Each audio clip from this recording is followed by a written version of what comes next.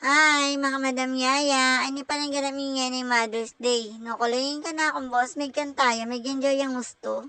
Pagdating ng okasyon kaya kami dyan, simple mo mabiyabiya kami.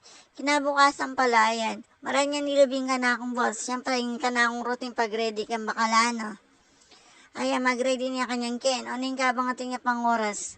Ni pag marites kami pa. No, kami pa kanyan yan marites siyang gusto.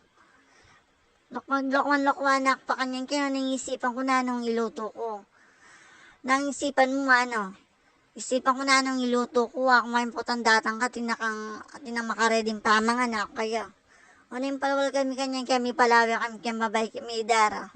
Nung kami bugya pang manabo, so si mami patalan niya. O ay na, mag-ready ning ka na akong boss. Inabot ko ning kayang gamitan, bakal na. Kala ko na sinalinak palang ulam kanyang ken. Giniling babi na yung seli ko, magtorta na ako mo. Favorite niya rin naman kasi ini eh. Otya ako na akong kapangalingon. Ikuha akong may gisa-gisang bawang sibuyas, giniling. Yung patatas sa akin yung pinirito, kaya makawani niya kanyang kyan, pinirito ko pa, nilipat ko pa itang tang pabukal ko. May pakanyang ko na ang kapangalingon. Ayan, may prito niya kanyang nabi ako na rin, ang po itang red pepper.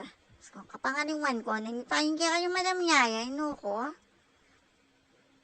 Hayarik pala may lutukin. Inos ka na rin detang pigamitan ko kasi akburing andiyan may ito niyang baso, iwasan ko na akburing ating makistambay kang lababo no, kaya iwasan ko lang ipas ang panas. May kapag dinis na ako rin kang kwarto, may palawi ako kaya nga mo, kasi aldang mamyalong day nga anak.